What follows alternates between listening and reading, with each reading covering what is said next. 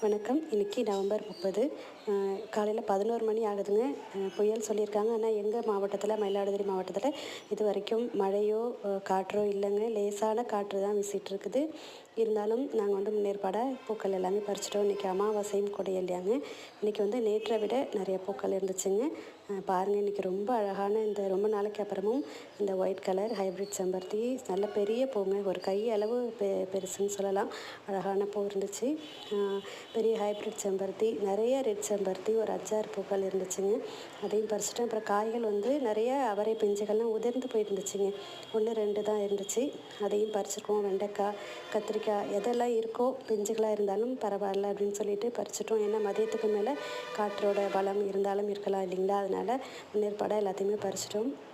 இன்றைக்கி பறித்து தட்டில் வச்சதுக்கு அப்புறமும் பார்த்தீங்கன்னாலும் ரொம்ப அழகாக இருந்துச்சுங்க. நிறைய பூக்களும் கொஞ்சம் காய்களும். இந்த அறுவடை எப்படி இருக்கு?